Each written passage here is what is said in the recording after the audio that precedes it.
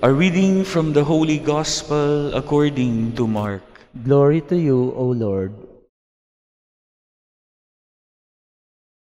People were bringing children to Jesus that he might touch them, but the disciples rebuked them.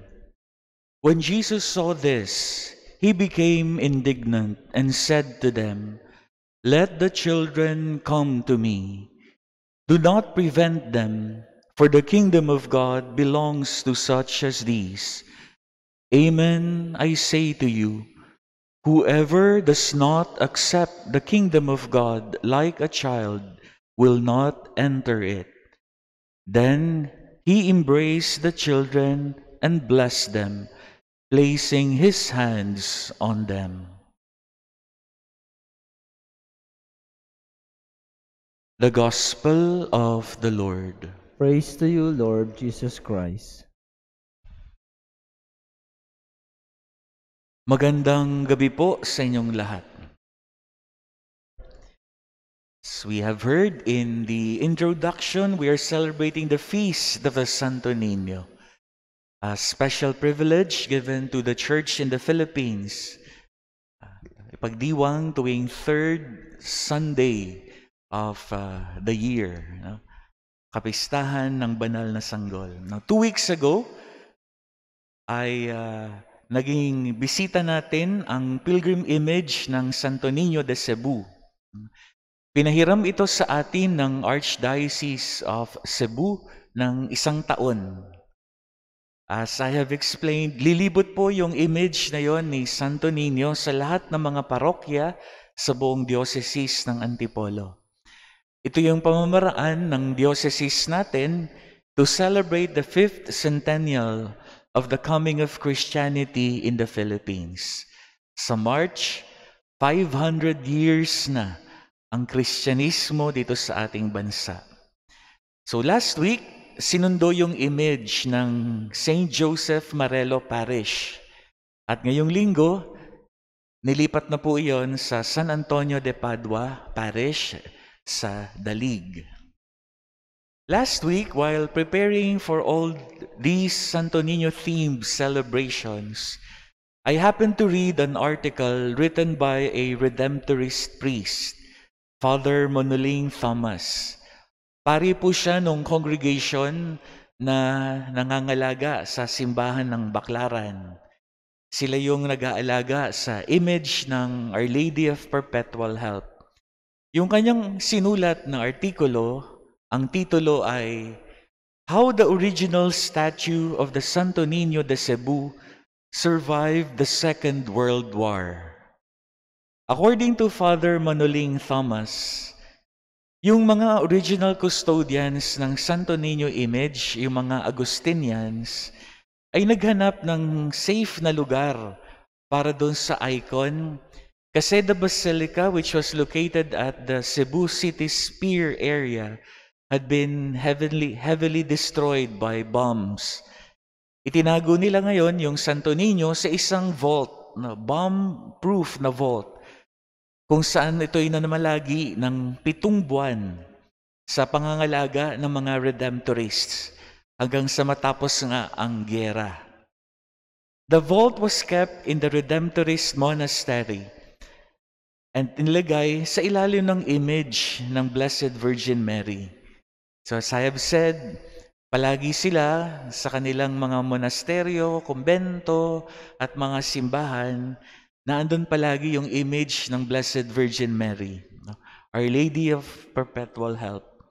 At doon nila nilagay sa ilalim ng image ni Mama Mary ang vault na iyon.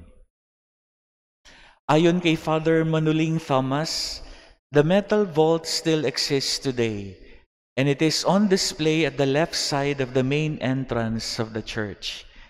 Para sa ating mga Katoliko, ang simbolismo ng mga yon, naganap na iyon, napakalinaw. The child Jesus took shelter in the home of his mother. Meron daw pinublish na isang booklet ang mga Redemptorists noong 1984. At ganito yung nakasaad doon sa description doon sa nangyari nung itago ang image ng Santo Niño do sa vault sa ilalim ng image ng Blessed Virgin Mary. Sabi doon sa booklet, among gidala kiting jutayng bata sa balay sa iyang inahan, siya karon nagabantay kaniya. We brought this little child to the house of his mother, who now takes charge of him. Napakagandang image. Ano po? Si Maria ang nagbantay sa kanyang anak. I am sure a lot of you have seen the movie The Passion of the Christ, yung dinirect ni Mel Gibson. Yung entire film, of course, napaka-touching. Nakakahipo talaga ng puso. Maraming mga nakapanood noon ang talagang na-touch sa lahat ng mga scenes dun sa pelikulang iyon. I remember I was still parish priest of Immaculate Heart of Mary when it was shown, at nung period na iyon ng showing, ng screening na iyon, palaging puno ang mga simbahan. At nung kumpisalang bayan nung taong iyon, pinakang marami, pinakang mahaba ang mga pila sa mga kumpisalan. So many people were touched by so many scenes in that movie. Pero ako po, partikular, isang tagpo do sa pelikulang iyon ang talagang nakahipo sa puso ko ay yung rendering ni Mel Gibson ng scene ng carrying of the cross. When Mary met his son on the way to Calvary. Nadapa si Jesus at babagsak sana sa kanyang katawan na punong-puno ng dugo, yung napakabigat na krus. Si Maria, nang makita na babagsak ang kanyang anak, para hindi sumubsob do sa maalikabok na daan, akmang tumatakbo at nakahaliyad ang kanyang mga kamay na para bang kayang-kaya niyang saluhin yung kanyang anak. So do sa scene na iyon, biglang nag-intersperse ang isang scene, memory scene ni Mary noong si Jesus ay 12 years old pa lang.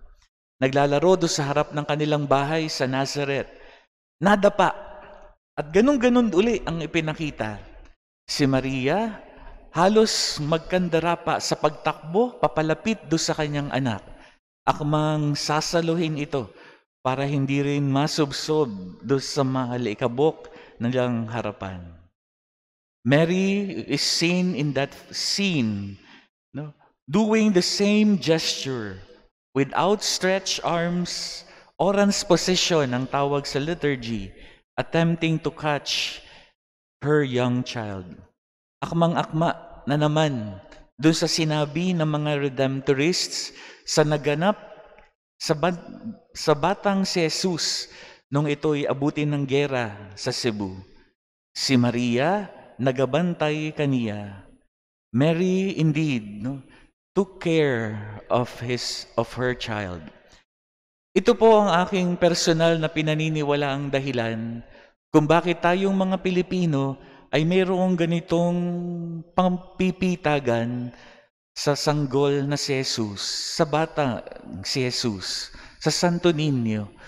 We take our cue from Mary, his mother, as we try to take charge of the young Jesus.